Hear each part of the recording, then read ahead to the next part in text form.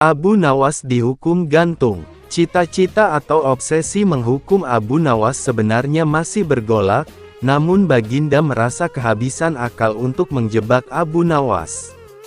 Seorang penasihat kerajaan kepercayaan Baginda Raja menyarankan agar Baginda memanggil seorang ilmuwan ulama yang berilmu tinggi untuk menandingi Abu Nawas. Pasti masih ada peluang untuk mencari kelemahan Abu Nawas. Menjebak pencuri harus dengan pencuri, dan ulama harus dengan ulama. Baginda menerima usul yang cemerlang itu dengan hati bulat. Setelah ulama yang berilmu tinggi berhasil ditemukan, Baginda Raja menanyakan cara terbaik menjerat Abu Nawas. Ulama itu memberi tahu cara-cara yang paling jitu kepada Baginda Raja. Baginda Raja manggut-manggut setuju. Wajah Baginda tidak lagi murung, apalagi ulama itu menegaskan bahwa ramalan Abu Nawas tentang takdir kematian Baginda Raja sama sekali tidak mempunyai dasar yang kuat. Tiada seorang pun manusia yang tahu kapan dan di bumi mana ia akan mati, apalagi tentang ajal orang lain. Ulama andalan Baginda Raja mulai mengadakan persiapan seperlunya untuk memberikan pukulan fatal bagi Abu Nawas. Siasat pun dijalankan sesuai rencana. Abu Nawas terjerembab ke pangkuan siasat sang ulama. Abu Nawas melakukan kesalahan yang bisa menghantarnya ke tiang gantungan atau hukuman pancung.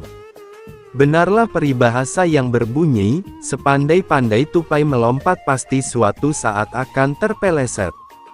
Kini Abu Nawas benar-benar mati kutu. Sebentar lagi ia akan dihukum mati karena jebakan sang ilmuwan ulama tadi. Banyak orang yang merasa simpati atas nasib Abu Nawas, terutama orang-orang miskin dan tertindas yang pernah ditolongnya. Namun derai air mata para pecinta dan pengagum Abu Nawas tak mampu menghentikan hukuman gantung yang akan dijatuhkan. Baginda Raja Harun al-Rasyid benar-benar menikmati kemenangannya. Belum pernah Baginda terlihat seriang sekarang. Keyakinan orang banyak bertambah mantap. Hanya satu orang yang tetap tidak yakin bahwa hidup Abu Nawas akan berakhir setragis itu, yaitu istri Abu Nawas. Bukankah Allah Azza wa Jalla lebih dekat daripada urat leher? Tidak ada yang tidak mungkin bagi Allah yang maha gagah, dan kematian adalah mutlak urusannya. Semakin dekat hukuman mati bagi Abu Nawas, banyak orang semakin resah. Tetapi bagi Abu Nawas malah sebaliknya. Semakin dekat hukuman bagi dirinya, semakin tenang hatinya, bahkan Abu Nawas nampak setenang air danau di pagi hari. Baginda Raja tahu bahwa ketenangan yang ditampilkan Abu Nawas hanyalah merupakan bagian dari tipu dayanya. Baginda Raja telah bersumpah pada diri sendiri bahwa beliau tidak akan terkecoh untuk kedua kalinya. Sebaliknya Abu Nawas juga yakin, selama nyawa masih melekat maka harapan akan terus menyertainya. Tuhan tidak mungkin menciptakan alam semesta ini tanpa ditaburi harapan-harapan yang menjanjikan, bahkan dalam keadaan bagaimanapun gentingnya. Keyakinan seperti inilah yang tidak dimiliki oleh Baginda Raja dan ulama itu. Seketika suasana menjadi hening, sewaktu Baginda Raja memberi sambutan singkat tentang akan dilaksanakannya hukuman mati atas diri terpidana mati Abu Nawas. Kemudian tanpa memperpanjang waktu lagi, Baginda Raja menanyakan permintaan terakhir Abu Nawas. Dan pertanyaan inilah yang paling dinanti-nantikan Abu Nawas. Adakah permintaan yang terakhir? Tanya sang Baginda. Ada paduka yang mulia, jawab Abu Nawas singkat. Sebutkan, kata Baginda. Sudilah kiranya hamba diperkenankan memilih hukuman mati yang hamba anggap cocok. Wahai Baginda yang mulia, pinta Abu Nawas. Baiklah. Apa itu? Kata Baginda menyetujui permintaan Abu Nawas. Paduka yang mulia, yang hamba pinta adalah bila pilihan hamba benar, hamba bersedia dihukum gantung. Tetapi jika pilihan hamba dianggap salah, maka hamba dihukum pancung saja, kata Abu Nawas memohon. Engkau memang orang yang aneh. Di saat-saat yang genting pun engkau masih sempat bersenda gurau. Tetapi ketahuilah, bagiku segala tipu muslihatmu hari ini tak akan bisa membawamu kemana-mana, kata Baginda sambil tertawa. Hamba tidak bersenda gurau Paduka yang mulia, kata Abu Nawas bersungguh-sungguh. Baginda terpingkal-pingkal. Belum selesai Baginda Raja tertawa-tawa, Abu Nawas berteriak dengan nyaring.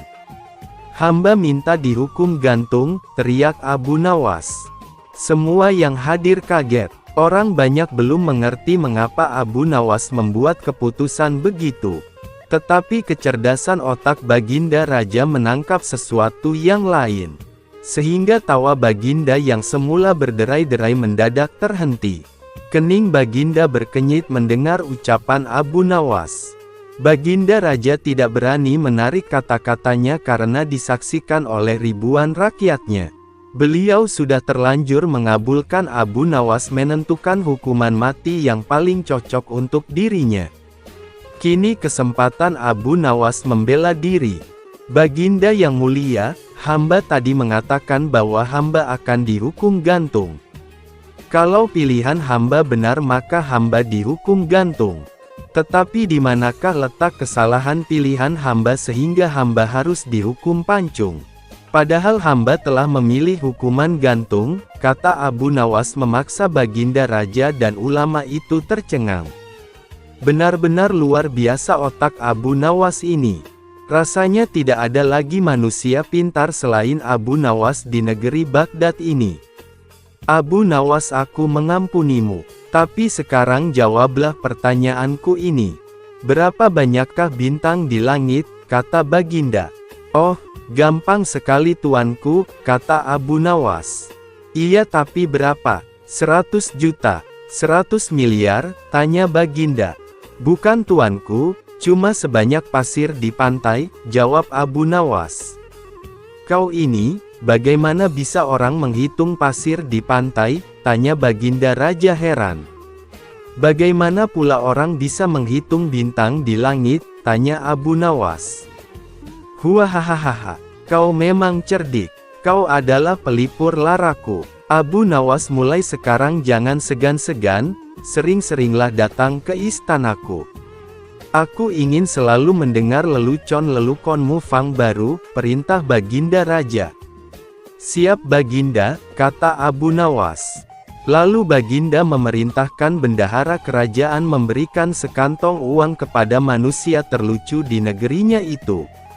Menjadikan raja sebagai budak. Kadangkala untuk menunjukkan sesuatu kepada sang raja, Abu Nawas tidak bisa hanya sekedar melaporkannya secara lisan. Raja harus mengetahui dengan mata kepalanya sendiri, bahwa masih banyak di antara rakyatnya yang hidup sengsara. Ada saja praktek jual beli budak di kalangan masyarakat kerajaan. Dengan tekad yang bulat, Abu Nawas merencanakan menjual Baginda Raja. Karena menurut Abu Nawas, hanya Baginda Raja yang paling patut untuk dijual. Bukankah selama ini Baginda Raja selalu mempermainkan dirinya dan menyengsarakan pikirannya? Maka sudah sepantasnya lah kalau sekarang giliran Abu Nawas menghadap dan berkata kepada Baginda Raja Harun al-Rasyid. Ada sesuatu yang amat menarik yang akan hamba sampaikan hanya kepada Paduka yang mulia, kata Abu Nawas. Apa itu wahai Abu Nawas, tanya Baginda langsung tertarik. Sesuatu yang hamba yakin belum pernah terlintas di dalam benak Paduka yang mulia, kata Abu Nawas meyakinkan. Kalau begitu cepatlah ajak aku ke sana untuk menyaksikannya, kata Baginda Raja tanpa rasa curiga sedikit pun. Tetapi Baginda, kata Abu Nawas sengaja tidak melanjutkan kalimatnya. Tetapi apa? Tanya Baginda tidak sabar. Bila Baginda tidak menyamar sebagai rakyat biasa, maka pasti nanti akan banyak orang yang ingin ikut menyaksikan benda ajaib itu, kata Abu Nawas. Karena begitu besar keingintahuan Baginda Raja, maka beliau bersedia menyamar sebagai rakyat biasa seperti yang diusulkan Abu Nawas. Kemudian Abu Nawas dan Baginda Raja pun berangkat menuju ke sebuah hutan. Setibanya di hutan, Abu Nawas meminta Baginda Raja mendekati sebuah pohon yang rindang dan memohon kepadanya untuk menunggu di situ. Sementara itu Abu Nawas diam-diam menemui seorang badui yang pekerjaannya menjual budak. Abu Nawas mengajak pedagang budak itu untuk melihat calon budak yang akan dijualnya dari jarak yang agak jauh. Abu Nawas beralasan bahwa sebenarnya calon budak itu adalah teman dekatnya. Maka dari itu Abu Nawas tidak tega menjualnya di depan mata. Setelah pedagang budak itu memperhatikan dari kejauhan, ia pun merasa cocok. Abu Nawas lalu membuatkan surat kuasa yang menyatakan bahwa pedagang budak sekarang mempunyai hak penuh atas diri orang yang sedang duduk di bawah pohon rindang itu. Abu Nawas lantas pergi begitu saja setelah menerima beberapa keping uang emas dari pedagang budak itu. Baginda Raja masih menunggu Abu Nawas ketika pedagang budak menghampirinya, lah belum tahu mengapa Abu Nawas belum juga menampakkan batang hidungnya. Baginda juga merasa heran mengapa ada orang lain di situ. "Siapa engkau?" tanya Baginda Raja kepada pedagang budak. "Aku adalah tuanmu sekarang," kata pedagang budak kasar. Tentu saja pedagang budak itu tidak mengenali Baginda Raja Harun al-Rasyid dalam pakaian yang amat sederhana. "Apa maksud perkataanmu tadi?" tanya Baginda Raja dengan wajah merah padam. "Abu Nawas telah menjual engkau kepadaku dan inilah surat kuasa yang baru dibuatnya," kata pedagang budak dengan kasar. "Abu Nawas menjual diriku kepadamu," kata Baginda makin murka. "Ya," bentak pedagang budak. "Tahukah engkau siapa aku ini sebenarnya?" tanya Baginda geram. "Tidak dan itu tidak perlu," kata pedagang budak seenaknya. Lalu ia menyeret budak barunya itu ke belakang rumah. Raja Harun al-Rasyid diberi parang dan diperintahkan untuk membelah kayu. Begitu banyak tumpukan kayu di belakang rumah badui itu, sehingga memandangnya saja Raja Harun al-Rasyid sudah merasa ngeri, apalagi harus mengerjakannya. "Ayo kerjakan," bentak badui itu. Raja Harun al-Rasyid mencoba memegang kayu dan mencoba membelahnya, namun si badui merasa aneh saat melihat cara Raja Harun al-Rasyid memegang parang. "Kau ini bagaimana? Bagian parang yang tumpul kau arahkan ke kayu, sungguh bodoh sekali," seru badui itu marah. Raja Harun al-Rasyid mencoba membalik parang hingga bagian yang tajam terarah ke kayu, lah mencoba membelahnya namun tetap saja pekerjaannya terasa aneh dan kaku bagi si badui. "Oh, beginikah derita orang-orang miskin mencari sesuap nasi, harus bekerja keras lebih dahulu. Wah, lama-lama aku tak tahan juga," gumam Raja Harun al-Rasyid. Si badui menatap Raja Harun al-Rasyid dengan pandangan heran dan lama-lama menjadi marah, lah merasa rugi barusan membeli budak yang bodoh. "Hai badui, cukup, aku tak tahan lagi," kata sang raja. "Kurang ajar, kau budakku dan harus patuh kepadaku," kata badui itu sembari memukul Baginda. Tentu saja raja yang tak pernah disentuh orang, ia menjerit keras saat dipukul kayu. "Hai badui, aku adalah rajamu, Raja Harun al-Rasyid," kata Baginda sambil menunjukkan tanda kerajaannya. Pedagang budak itu kaget dan mulai mengenali Baginda Raja, lah pun langsung menjatuhkan diri sembari menyembah Baginda Raja. Baginda Raja mengampuni pedagang budak itu karena ia memang tidak tahu. Tetapi kepada Abu Nawas Baginda Raja amat murka dan gemas. Ingin rasanya beliau meremas-remas tubuh Abu Nawas seperti telur. Kedua tangan dan kakinya ke dalam kolam. Memang air kolam itu dingin sekali. "Boleh juga," katanya kemudian. "Kalau begitu nanti malam kamu bisa berendam di situ," kata si saudagar. Menanti datangnya malam si pengemis pulang dulu ingin memberitahu anak istrinya mengenai rencana berendam di kolam itu. "Istriku," kata si pengemis sesampainya di rumah, Bagaimana pendapatmu bila aku berendam semalam di kolam saudagar itu untuk mendapat uang 10 dirham? Kalau kamu setuju aku akan mencobanya." "Setuju," jawab si istri, "moga-moga Tuhan menguatkan badanmu." Kemudian pengemis itu kembali ke rumah saudagar.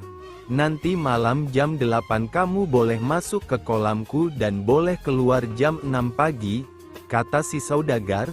"Jika tahan akan ku bayar upahmu." Setelah sampai waktunya masuklah si pengemis ke dalam kolam. Hampir tengah malam ia kedinginan sampai tidak tahan lagi dan ingin keluar.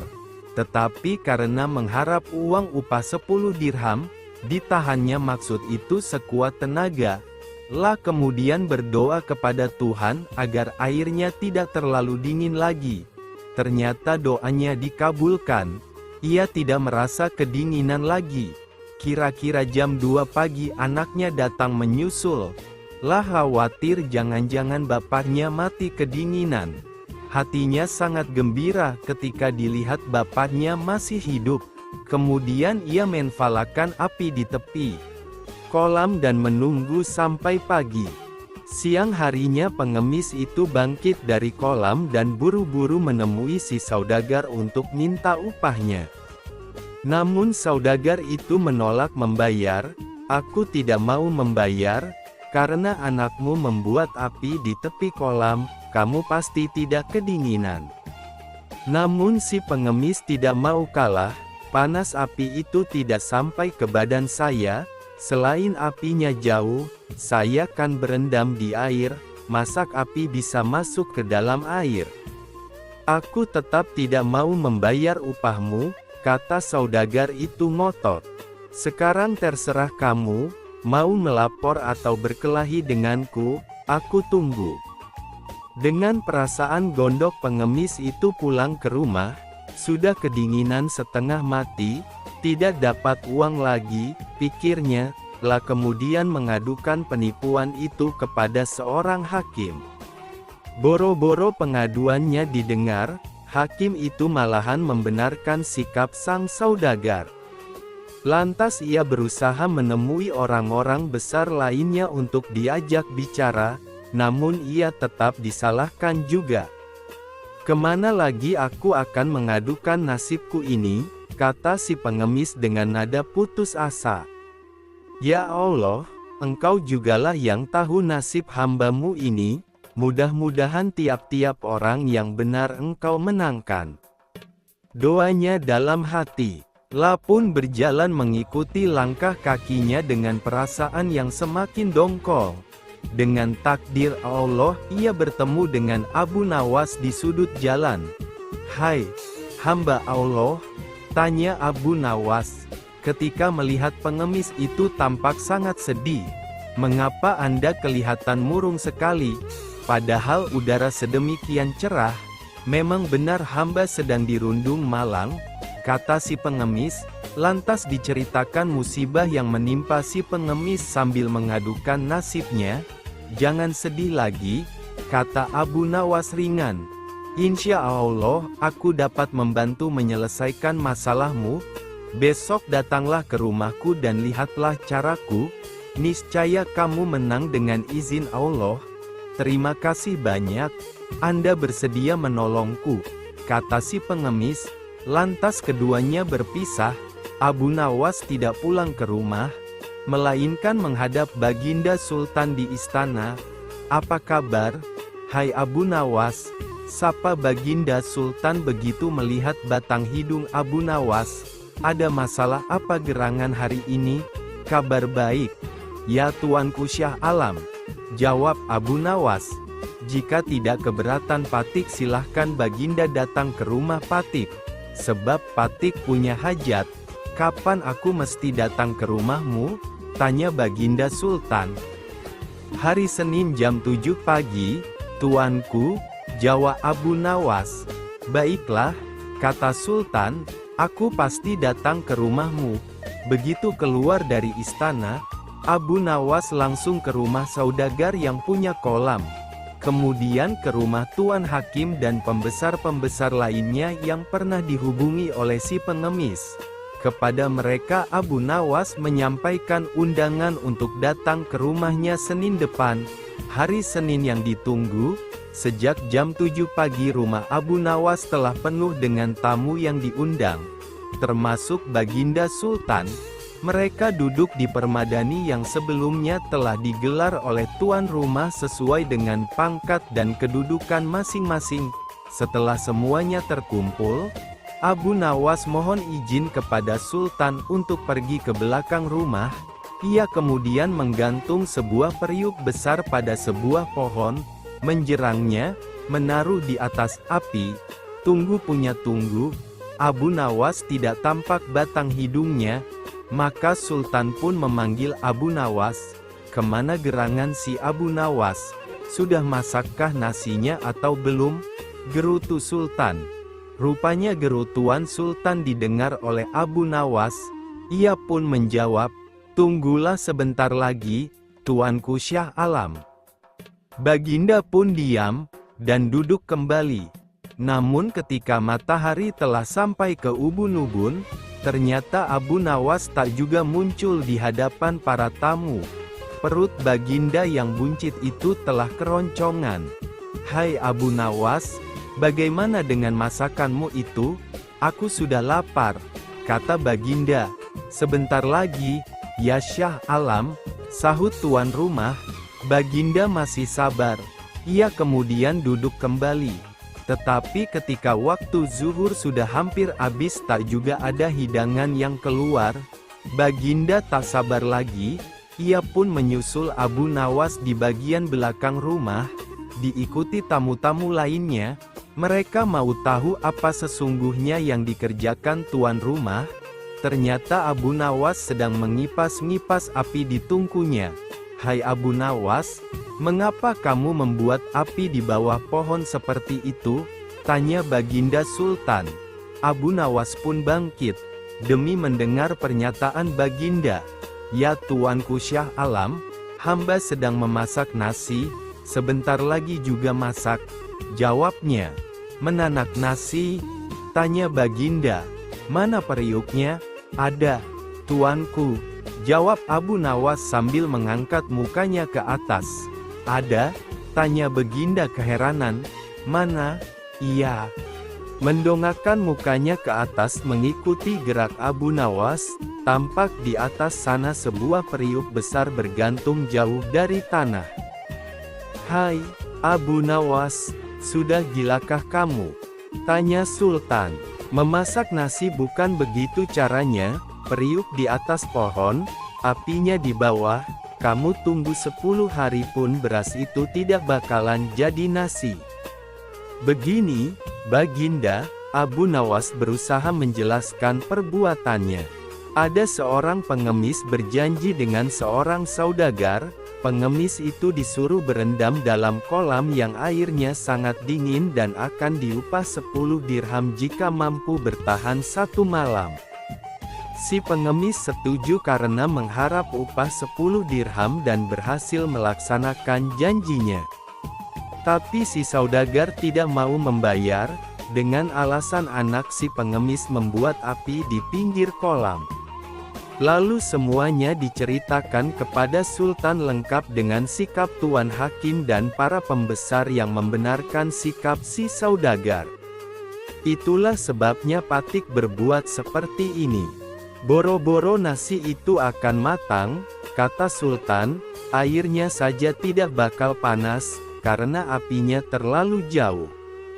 "Demikian pula halnya si pengemis," kata Abu Nawas lagi, "lah di dalam air dan anaknya membuat api di tanah jauh dari pinggir kolam."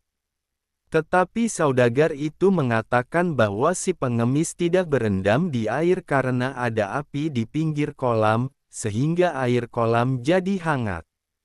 Saudagar itu pucat mukanya. Ia tidak dapat membantah kata-kata Abu Nawas. Begitu pula para pembesar itu, karena memang demikian halnya. "Sekarang aku ambil keputusan begini," kata Sultan. "Saudagar itu harus membayar si pengemis 100 dirham dan dihukum selama 1 bulan karena telah berbuat salah kepada orang miskin." Hakim dan orang-orang pembesar dihukum 4 hari karena berbuat tidak adil dan menyalahkan orang yang benar. Saat itu juga si pengemis memperoleh uangnya dari si saudagar. Setelah menyampaikan hormat kepada Sultan dan memberi salam kepada Abu Nawas, ia pun pulang dengan riangnya. Sultan kemudian memerintah menterinya untuk memenjarakan saudagar dan para pembesar sebelum akhirnya kembali ke istana dalam keadaan lapar dan dahaga. Akan halnya Abu Nawas, ia pun sebenarnya perutnya keroncongan dan kehausan. Pekerja negeri tetangga, Abu Nawas sangat tidak setuju dengan kebijakan Baginda Raja yang mempermudah masuknya pekerja dari negeri tetangga. Untuk menyatakan langsung ketidaksetujuannya itu tidak mungkin karena salah-salah bicara dia bisa kena rajam. Maka dicarilah akal oleh Abu Nawas agar Baginda Raja tidak marah. Abu Nawas menghadap dan memberikan laporan kepada Baginda Raja.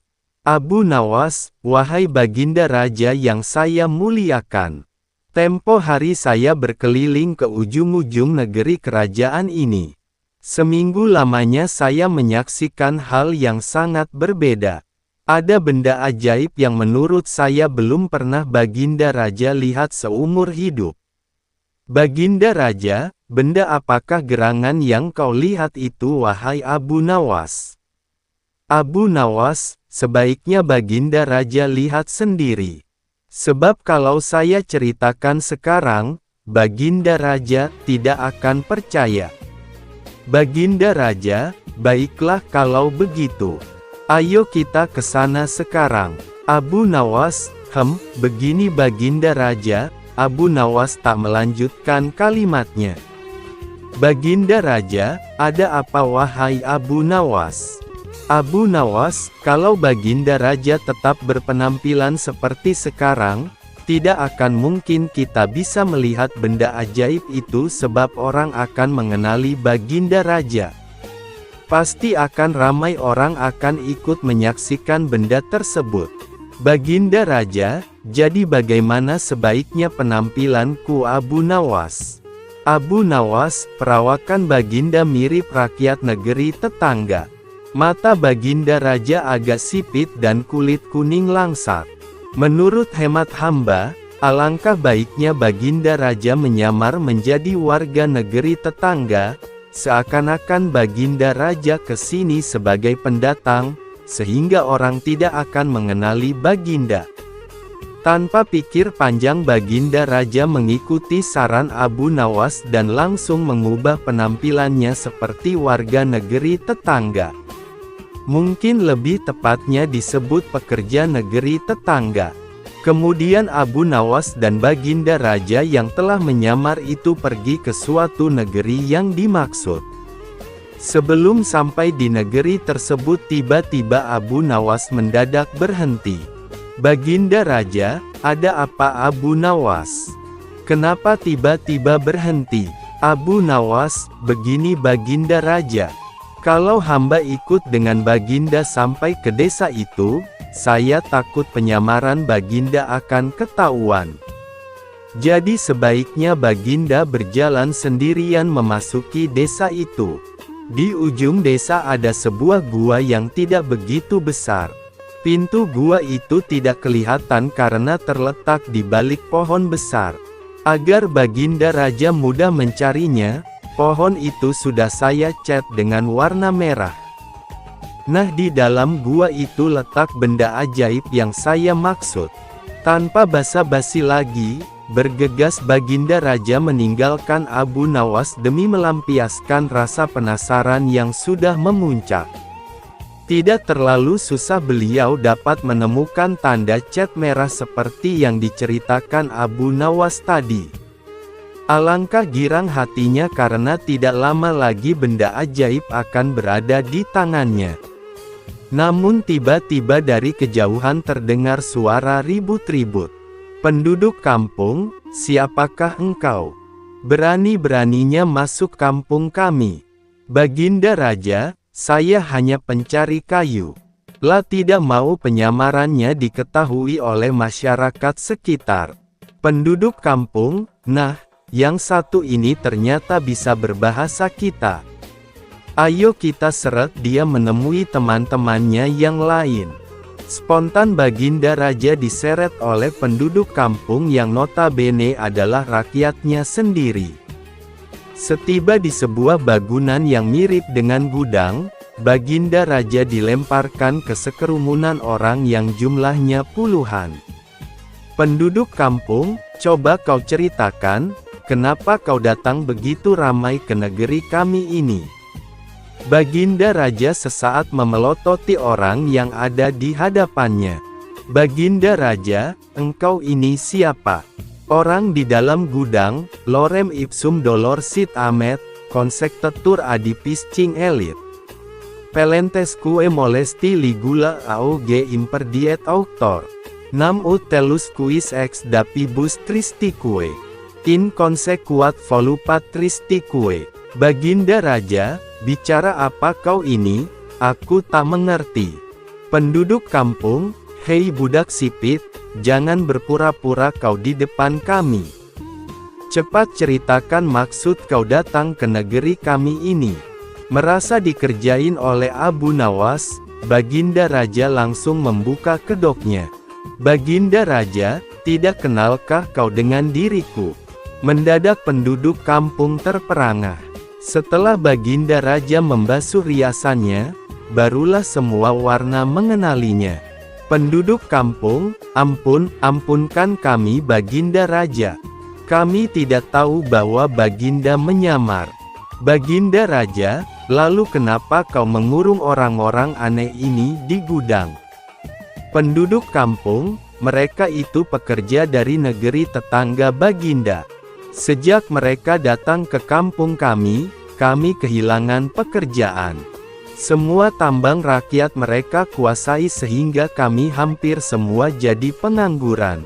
Baginda Raja terdiam 1000 bahasa. Dia yang semula ingin menghukum Abu Nawas atas kekurangajarannya, sekarang mengurungkannya. Malah dalam hati kecilnya ia berterima kasih. Kalau tidak begini mungkin dirinya tidak akan mengetahui bagaimana sebenarnya keadaan di kampung-kampung yang telah didatangi oleh pekerja dari negeri tetangga. Abu Nawas dan Menteri Penyihir. Baginda Raja sedang dipusingkan dengan keadaan negara yang semakin semrawut. Kian hari hidup rakyatnya kian sengsara.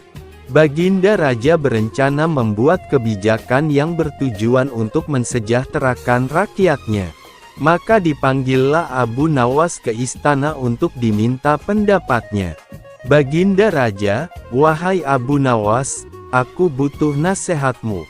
Abu Nawas, nasihat yang seperti apa yang Baginda Raja butuhkan dariku?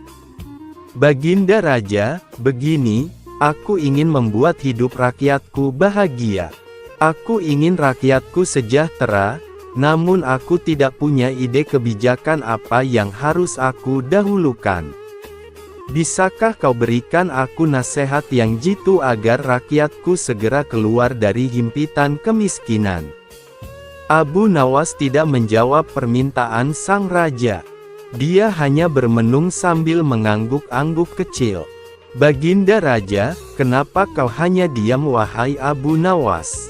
Abu Nawas, begini Baginda Raja, aku tak ingin menyampaikan langsung nasihat kepadamu, sebab nanti kalau terdengar oleh orang lain akan bocor rahasia ini. Sebaiknya aku tulis saja nasihat dan akan aku kirimkan secarik surat besok hari. Baginda Raja, baiklah Abu Nawas, aku tunggu suratmu besok hari. Sambil berjalan pulang, Abu Nawas berpikir keras kebijakan apa yang harus dia usulkan. Beruntung Baginda Raja menyetujui usulnya sehingga dia masih bisa berpikir barang sehari. Keesokan harinya Abu Nawas datang ke istana untuk menyerahkan langsung surat yang dia janjikan. Tetapi seorang menteri kerajaan mencegat Abu Nawas. Menteri kerajaan, Ada keperluan apa kamu ke istana wahai Abu Nawas? Abu Nawas, saya ingin menyerahkan surat ini kepada Baginda Raja wahai Bapak Menteri. Menteri Kerajaan, tinggalkan saja suratmu itu di sini, karena Baginda Raja saat ini sedang tidak mau ditemui. Menteri Kerajaan ini berusaha menghalangi niat Abu Nawas untuk menemui Baginda Raja, sebab beredar kabar Abu Nawas ingin memberi nasihat kepada sang raja. Menteri ini sudah terkenal ingin menggulingkan Baginda Raja. Abu Nawas, baiklah Bapak Menteri, saya titipkan surat ini padamu. Abu Nawas tidak dapat mengelak dan dengan berat hati dia tinggalkan surat rahasia itu pada Menteri Kerajaan. Sepeninggal Abu Nawas, menteri tersebut membuka surat rahasia dan membaca isinya. Alangkah senangnya hati Menteri Kerajaan mengetahui isi surat tersebut. Bergegas menteri tersebut menukar isi surat itu dan memberikannya kepada Baginda Raja. Baginda Raja menerima surat dari Abu Nawas melalui menterinya. Setelah dibaca, maka beliau langsung mengikuti nasihat Abu Nawas dengan menaikkan harga BBM. Surat itu menilaskan bahwa dengan menarik subsidi BBM maka pendapatan kerajaan akan bertambah, dan raja bisa memberikan kelebihan uang tersebut untuk kesejahteraan rakyat. Baru sehari kebijakan menaikkan BBM diluncurkan, mendadak terjadi protes di seantero negeri. Rakyat-rakyat turun ke jalan mendemo kebijakan baru Baginda Raja. Alangkah terkejutnya beliau dengan kejadian ini. Tanpa pikir panjang Baginda Raja menemui Abu Nawas di rumahnya. Baginda Raja, apa maksudmu dengan memberi nasihat untuk menaikkan harga BBM wahai Abu Nawas? Kau lihat apa akibatnya sekarang, seluruh rakyatku marah dengan kebijakan ini. Sejenak Abu Nawas berpikir, sebab ia telah dikhianati oleh menteri kerajaan. Abu Nawas, begini Baginda Raja, di kerajaanmu itu sekarang ada penyihir. Kemarin aku memberikan nasihat untuk menggratiskan biaya pendidikan agar rakyatmu bisa pintar. Jika pendidikan gratis, otomatis rakyat akan berbondong-bondong ingin sekolah wahai Baginda Raja. Nah, kerajaan akan maju jika rakyatnya cerdas-cerdas. Baginda Raja, tidak mungkin ada penyihir di istanaku. Kau berbohong Abu Nawas. Abu Nawas, aku tidak berbohong Baginda. Begini saja Baginda, besok saya akan ke istana membawa sepucuk surat lagi. Isi surat itu adalah membuat kartu sehat untuk rakyat. Saya yakin surat itu akan disihir oleh menterimu. Dan saya pastikan Baginda besok tidak akan menerima surat yang berisi kartu sehat untuk rakyat, tetapi surat yang telah disihir yang akan Baginda dapati. Baginda Raja, baiklah kalau begitu Abu Nawas. Tapi ingat jika kau berbohong, terima hukuman yang setimpal, yakni hukum diludahi rakyatku selama seminggu. Gemetaran juga Abu Nawas mendengar ancaman dari Baginda Raja. Keesokan harinya Abu Nawas datang ke istana dengan membawa secarik surat yang berisi kartu sehat untuk rakyat. Seperti tempo hari Abu Nawas kembali dicegat oleh menteri kerajaan. Menteri kerajaan, ada keperluan apa lagi kau ke sini wahai Abu Nawas?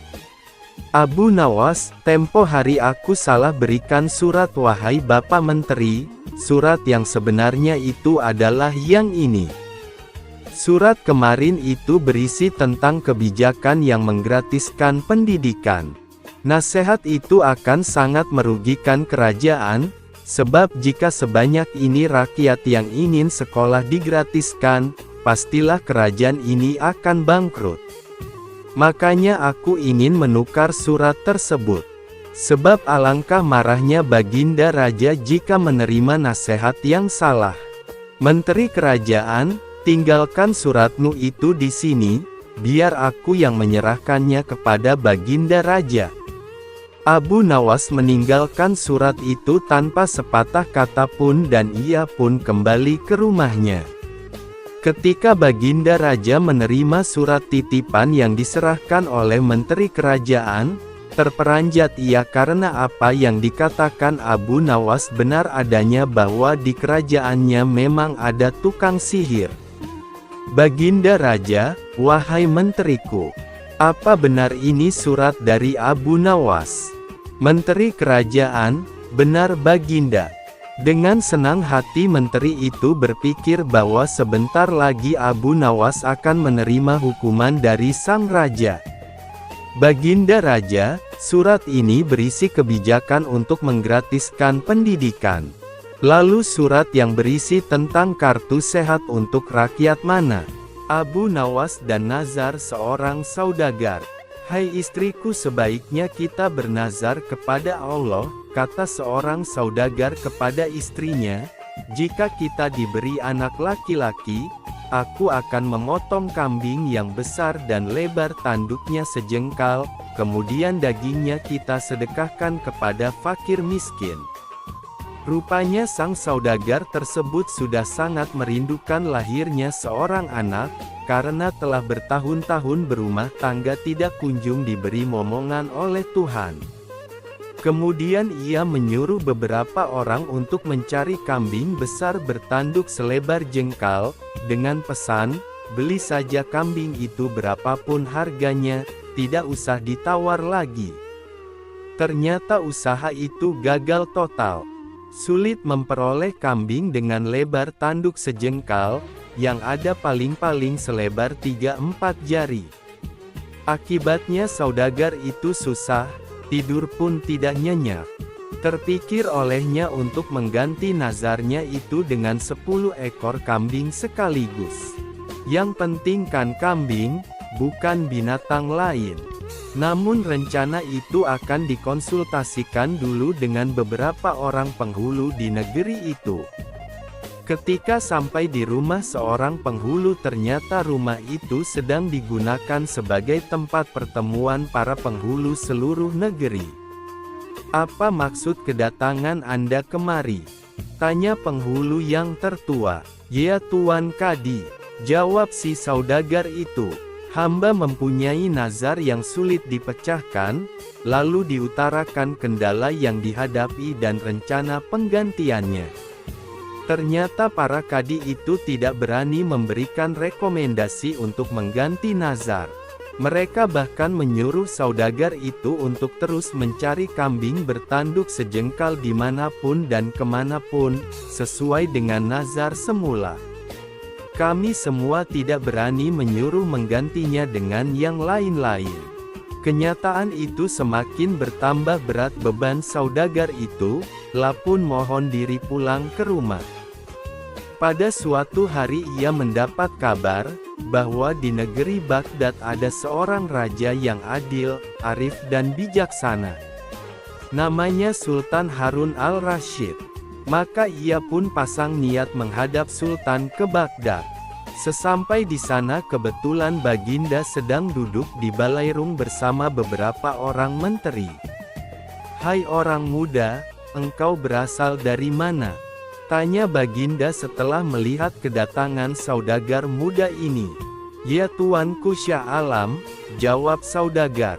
Muda, ampun beribu ampun. Adapun patik ini berasal dari negeri Kopiah. Apa maksudmu datang kemari? Ingin berdagang? Tanya Baginda Sultan. Ya Tuanku, patik datang kemari ingin mengadukan nasib hamba ke bawah duli yang dipertuan. Jawab si saudagar. Katakan maksudmu, supaya bisa kudengar. Titah Baginda Sultan. Maka diceritakanlah perihal nazar itu sampai kepada keputusan para penghulu negeri Kopiah dan niatnya menemui Baginda Sultan di Baghdad.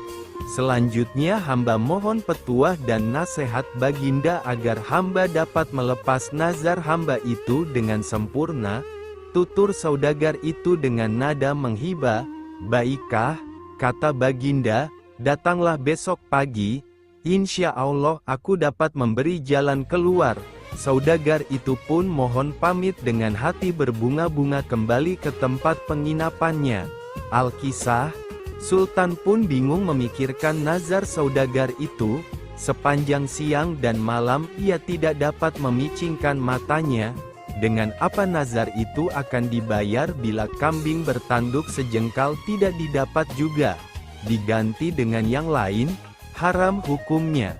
Malam harinya beliau mengumpulkan para kadi dan alim ulama di istananya. Kepada mereka beliau menyatakan keresahan hatinya sehubungan dengan nazar saudagar dari Kopiah itu. Tolong berikan pertimbangan kepadaku malam ini juga karena aku sudah terlanjur berjanji kepadanya untuk menerimanya menghadap esok pagi. Titah Baginda Sultan, atau aku akan mendapat malu besar. Suasana Balairung pun hening, sunyi senyap berkepanjangan. Mereka termenung dan terpekur memikirkan titah sultannya, namun tidak juga ditemukan jalan keluarnya. Ya Tuanku Syah Alam, kata salah seorang yang tertua di antara mereka, tidak ada hukumnya, baik menurut kitab maupun logika, bahwa nazar itu boleh diganti dengan barang lain. Setelah itu satu persatu mereka mohon diri meninggalkan Balairung dan pertemuan pun bubar. Baginda lalu masuk istana, mau tidur, tetapi mata itu tidak mau diajak kompromi. Karena otak masih terfokus pada masalah nazar dan malu besar yang akan dihadapinya esok pagi. Menjelang subuh Baginda pun teringat kepada Abu Nawas. Tidak ada manusia yang dapat memutuskan hal ini selain Abu Nawas, pikir Baginda dengan sukacita. Setelah itu barulah Baginda dapat memicingkan matanya, tidur pulas sampai pagi. Begitu bangun, diutuslah penggawa memanggil Abu Nawas. Setelah Abu Nawas tiba di hadapannya, Baginda pun mengutarakan perihal nazar saudagar dari negeri Kopiah itu dan semua usaha yang sudah ditempuhnya serta malu besar yang akan didapatnya sebentar lagi, karena para kadi dan orang alim seluruh negeri tidak dapat memberi jalan keluar. Apalagi sebentar lagi saudagar dari Kopiah itu akan menghadap ke istana. Apa pendapatmu tentang hal itu? Tanya Baginda Sultan dengan sorot mata ingin tahu jawaban Abu Nawas. Ya Tuanku Syah Alam, jawab Abu Nawas ringan. Janganlah Tuanku bersusah hati, jika Tuanku percaya insya Allah hamba dapat menyelesaikan perkara ini.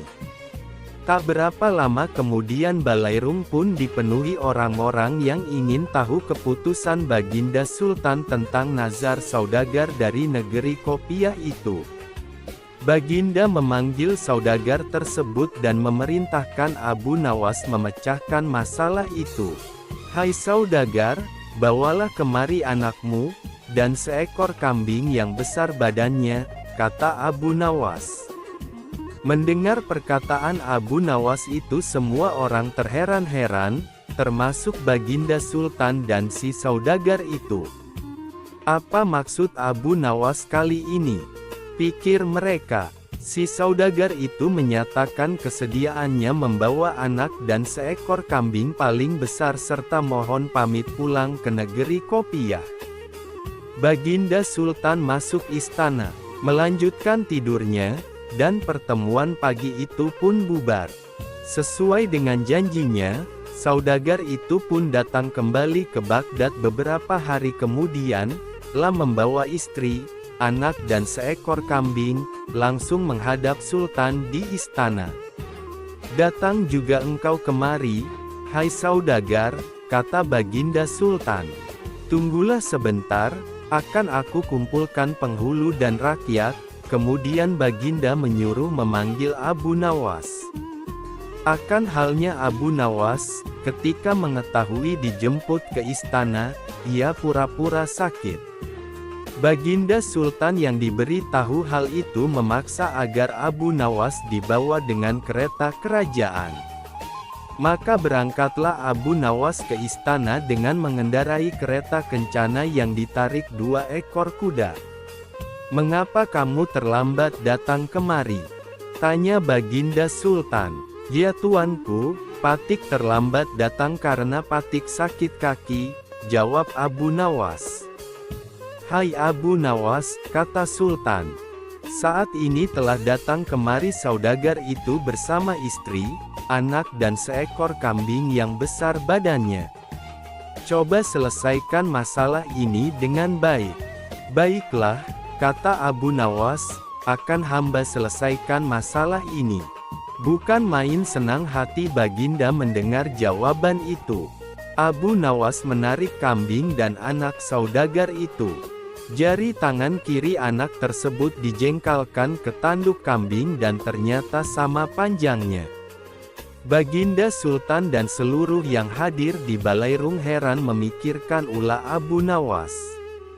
"Ya tuanku, hamba mohon ampun," kata Abu Nawas. "Jika hamba tidak salah ingat, saudagar itu mengatakan bahwa lebar tanduk kambing itu sejengkal. Karena yang dinazarkan anak ini, jari anak inilah yang hamba jengkalkan ke tanduk kambing itu, dan ternyata pas benar. Jadi kambing ini boleh disembelih untuk membayar nazar. Itulah pendapat hamba. Jika salah, hamba serahkan keputusannya kepada Baginda dan semua orang yang hadir di sini." "Pendapat Abu Nawas aku kira benar," kata Baginda Sultan. Dengan sangat meyakinkan. Bukan main senang hati saudagar itu karena ia dapat membayar lunas nazarnya. Maka diberikanlah hadiah kepada Abu Nawas berupa uang 100 dirham, kemudian ia mohon pamit kepada Sultan, pulang ke negerinya. Menjadikan raja sebagai budak. Kadangkala untuk menunjukkan sesuatu kepada sang raja, Abu Nawas tidak bisa hanya sekedar melaporkannya secara lisan. Raja harus mengetahui dengan mata kepalanya sendiri, bahwa masih banyak di antara rakyatnya yang hidup sengsara. Ada saja praktek jual beli budak di kalangan masyarakat kerajaan. Dengan tekad yang bulat, Abu Nawas merencanakan menjual Baginda Raja. Karena menurut Abu Nawas, hanya Baginda Raja yang paling patut untuk dijual. Bukankah selama ini Baginda Raja selalu mempermainkan dirinya dan menyengsarakan pikirannya? Maka sudah sepantasnya lah kalau sekarang giliran Abu Nawas menghadap dan berkata kepada Baginda Raja Harun al-Rasyid. "Ada sesuatu yang amat menarik yang akan hamba sampaikan hanya kepada Paduka yang mulia," kata Abu Nawas. "Apa itu wahai Abu Nawas?" tanya Baginda langsung tertarik. "Sesuatu yang hamba yakin belum pernah terlintas di dalam benak Paduka yang mulia," kata Abu Nawas meyakinkan. "Kalau begitu cepatlah ajak aku ke sana untuk menyaksikannya," kata Baginda Raja tanpa rasa curiga sedikit pun. "Tetapi Baginda," kata Abu Nawas sengaja tidak melanjutkan kalimatnya. "Tetapi apa?" tanya Baginda tidak sabar. "Bila Baginda tidak menyamar sebagai rakyat biasa, maka pasti nanti akan banyak orang yang ingin ikut menyaksikan benda ajaib itu," kata Abu Nawas. Karena begitu besar keingintahuan Baginda Raja, maka beliau bersedia menyamar sebagai rakyat biasa seperti yang diusulkan Abu Nawas. Kemudian Abu Nawas dan Baginda Raja pun berangkat menuju ke sebuah hutan. Setibanya di hutan, Abu Nawas meminta Baginda Raja mendekati sebuah pohon yang rindang dan memohon kepadanya untuk menunggu di situ. Sementara itu Abu Nawas diam-diam menemui seorang badui yang pekerjaannya menjual budak. Abu Nawas mengajak pedagang budak itu untuk melihat calon budak yang akan dijualnya dari jarak yang agak jauh. Abu Nawas beralasan bahwa sebenarnya calon budak itu adalah teman dekatnya. Maka dari itu Abu Nawas tidak tega menjualnya di depan mata. Setelah pedagang budak itu memperhatikan dari kejauhan, ia pun merasa cocok. Abu Nawas lalu membuatkan surat kuasa yang menyatakan bahwa pedagang budak sekarang mempunyai hak penuh atas diri orang yang sedang duduk di bawah pohon rindang itu. Abu Nawas lantas pergi begitu saja setelah menerima beberapa keping uang emas dari pedagang budak itu. Baginda Raja masih menunggu Abu Nawas ketika pedagang budak menghampirinya. Lah belum tahu mengapa Abu Nawas belum juga menampakkan batang hidungnya. Baginda juga merasa heran mengapa ada orang lain di situ. "Siapa engkau?" tanya Baginda Raja kepada pedagang budak. "Aku adalah tuanmu sekarang," kata pedagang budak kasar. Tentu saja pedagang budak itu tidak mengenali Baginda Raja Harun al-Rasyid dalam pakaian yang amat sederhana. "Apa maksud perkataanmu tadi?" tanya Baginda Raja dengan wajah merah padam. "Abu Nawas telah menjual engkau kepadaku dan inilah surat kuasa yang baru dibuatnya," kata pedagang budak dengan kasar. "Abu Nawas menjual diriku kepadamu," kata Baginda makin murka. "Ya," bentak pedagang budak. "Tahukah engkau siapa aku ini sebenarnya?" tanya Baginda geram. "Tidak dan itu tidak perlu," kata pedagang budak seenaknya. Lalu ia menyeret budak barunya itu ke belakang rumah. Raja Harun al-Rasyid diberi parang dan diperintahkan untuk membelah kayu. Begitu banyak tumpukan kayu di belakang rumah Badui itu, sehingga memandangnya saja Raja Harun al-Rasyid sudah merasa ngeri, apalagi harus mengerjakannya. "Ayo kerjakan," bentak Badui itu. Raja Harun al-Rasyid mencoba memegang kayu dan mencoba membelahnya, namun si Badui merasa aneh saat melihat cara Raja Harun al-Rasyid memegang parang. "Kau ini bagaimana? Bagian parang yang tumpul kau arahkan ke kayu? Sungguh bodoh sekali," seru Badui itu marah. Raja Harun al-Rasyid mencoba membalik parang hingga bagian yang tajam terarah ke kayu, lah mencoba membelahnya namun tetap saja pekerjaannya terasa aneh dan kaku bagi si Badui. "Oh, beginikah derita orang-orang miskin mencari sesuap nasi, harus bekerja keras lebih dahulu. Wah, lama-lama aku tak tahan juga," gumam Raja Harun al-Rasyid. Si Badui menatap Raja Harun al-Rasyid dengan pandangan heran dan lama-lama menjadi marah, lah merasa rugi barusan membeli budak yang bodoh. "Hai Badui, cukup, aku tak tahan lagi," kata sang raja. "Kurang ajar, kau budakku dan harus patuh kepadaku," kata Badui itu sembari memukul Baginda. Tentu saja raja yang tak pernah disentuh orang, ia menjerit keras saat dipukul kayu. "Hai Badui, aku adalah rajamu, Raja Harun al-Rasyid," kata Baginda sambil menunjukkan tanda kerajaannya.